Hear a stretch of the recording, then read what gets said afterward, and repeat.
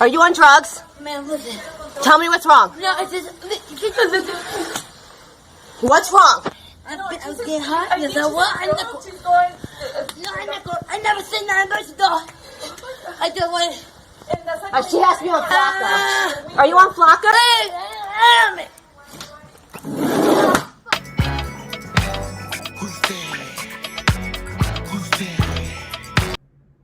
When people that are battling drug addiction say that they're fighting demons, I don't think that they're speaking figuratively.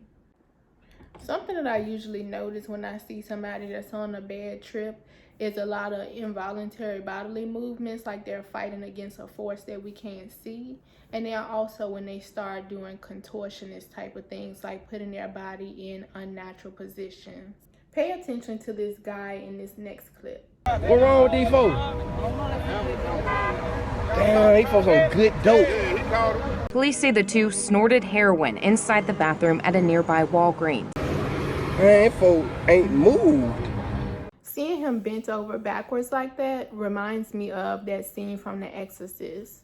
That's exactly why I think a lot of people that abuse drugs, or they have had their drinks spiked or their blunts laced and they never shake back from it, that is why I think that they are experiencing a possession. I went on to science.howstuffworks.com, and on the third bullet it says that physical strength beyond the person's natural physical makeup would be an indicator of a demonic possession. When Clarissa Vidrio got into her car at her Anaheim apartment complex around 11:30 Saturday night, she never saw this coming. And then all of a sudden, on the rearview mirror of my vehicle, I see this naked guy just running towards my neighbor's car, which was parked right next to me. Police say security tape shows 21-year-old Garrett Smith throwing himself into her neighbor Charlie Barnes' minivan. I was scared, I was shocked, I didn't know what else to do, so I backed up. Right into her neighbor's fence. As she tried to get away, the suspect charged at her. That's when he jumped on my vehicle, the whole body in the front of my windshield. Terrified, Vidrio stepped on the gas. Once I turned and bumped into my neighbor's van, that's when I saw the guy flying off the car. The only way she knew to shake him was to slam into this wall. She called 911, and the suspect took off running. That news story is from years ago, but I did go online to try to see if there were any interviews of him. There weren't any that I could find. And then also, even though law enforcement said that they were going to test him for drugs, I never found any confirmation that he was using drugs or anything showing what it might have been that he was using. So I guess we have to assume that he was just in a silly, goofy mood. I just really want to show y'all how crazy some of these people get when they because I can't say that everybody's using drugs, because their toxicology reports are coming back with no drugs in them. But I think we all have enough sense to know that's just not a regular day in the life. So for you to be jumping through glass and damaging metal with your body and being thrown on the ground from a vehicle that's speeding and that's braking, and then you just get right back up and start running naked again through a parking deck, you got something going on. This other guy that I'm gonna tell you about, I'm gonna have to take y'all back to like 2012 when the zombie apocalypse was going on and everybody that was acting crazy was being accused of being on bath salts. If you don't recognize this guy, his name is Rudy Eugene. The witnesses of Miami said that he was attacking and either eating or chewing off pieces of another guy's face. For the past 10 years, I was under the impression that he was high off bath salts just based on what was being said on social media. That's why it's important to do your own research. So I went on murderpedia.org and I ran across a quote from someone named Joe Arelis, who says they were a church friend of Rudy Eugene. And they basically said that they felt that Mr. Eugene had used drugs and it opened up a gateway to demons. I think a lot of the friends and family of Mr. Eugene were trying to protect his legacy and his reputation and telling the story as best they knew. But a lot of them were, I think, saying between his two girlfriends and his mom that he didn't use drugs and that he didn't have a history of mental illness from what I read. But I did notice in his toxicology report that they were saying that they didn't find any synthetic drugs, no bath salts. All they found was marijuana traces And as far as him eating his victim's face, they said they found no human flesh inside of his stomach, which that just really leads me back to what I was thinking previously, that another entity had taken over him. Maybe that's why they didn't find any human flesh. I did look at pictures of the crime scene, and I encourage you to do the same if you can handle that, because I don't see any flesh on the ground as if he bit the man's face and maybe spit it out. What it does say, though, is that they also talked to a forensic psychologist, and it sounds like they were suggesting that the attacker might have had issues with schizophrenia. I found a very interesting quote when I was on TikTok last year watching a totally unrelated video, and I thought I should screenshot it and keep it. This was before I even knew I was going to make a YouTube channel or any videos, so it's kind of interesting how now it's all coming together. But the quote says schizophrenia is a demonic possession, and I actually agree with that. So the same way I think that drug abuse could open up portals and cause you to be susceptible to being possessed by demons, I feel the same way about schizophrenia.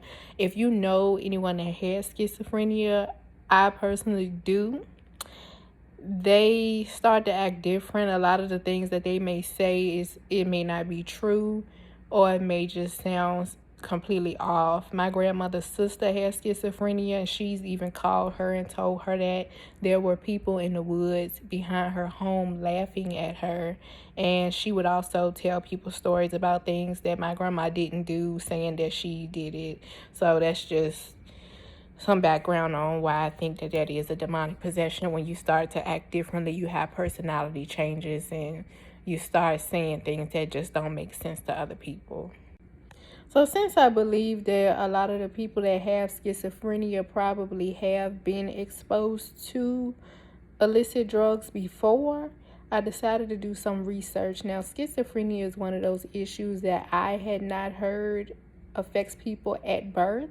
So if I know that you didn't have it as a baby, and this is something that you develop later on in life, I'm wondering what correlation that may have with possibly experimenting with drugs or even being slipped a drug. So I went on the website by the National Alliance of Mental Illness, and it says here that schizophrenia is usually affecting men in their late teens and early 20s and women in their late 20s and early 30s. So with those ages, I think that I can assume that those are typical ages where people may be experimenting with drugs. I do remember being taught back in middle school that women do mature physically and mentally sooner than men do. So maybe when they're still in their immature stages, they are experimenting with drugs earlier than women, and that would make up for that disparity with the ages. While on the other hand, women that have jumped into maturity and adulthood a lot sooner might have gotten burnt out and decided to rely on drugs for some sort of relief later on in age. So while we're on the topic of schizophrenia and how it may relate to drug use, I was speaking to someone I know, and she was just sending me a slew of messages she got from this guy that she was talking to before. And they had only been around each other twice. She said it was a strictly platonic relationship, and somehow this guy has started showing signs of an obsession. He just constantly messaged her. He had multiple email addresses he would message her from, and he would come on different social media platforms, either talking about her on his page or just messaging her, which the messages, you can just take my word for it, they were very disturbing. And it was just so frequent for him to not even be getting a response. He just was consistently talking to himself, like messages lined up. And she said to me, because I asked her, like, did she notice that he was kind of estranged the times that she did spend with him or converse with him? And she said, no, he actually seemed like he was pretty okay. But then she found out that he was taking medications for schizophrenia. And I told her, you know, without any background or any knowledge of how drug abuse might relate to schizophrenia, I just said, I think a lot of people that are like that have dabbled in drugs. And she said, I believe so, too. She said, actually, it's funny that you should say that, because he told me that he had used acid before. I just remember back in the olden days when I was a young lassie, being associated with using drugs was embarrassing. That was not something that you would just come out and tell people in general conversation. It used to be something to be ashamed of, but now it can come up in just regular conversation with associates, acquaintances, and a lot of you people, y'all don't know what y'all messing with. Because I've seen people get messed up like that, and they don't never come down. You want to be high and you chasing a thrill so bad, and you don't never come back down from that high. Like, y'all, if y'all want to be like that, y'all gonna mess around and be collecting disability checks.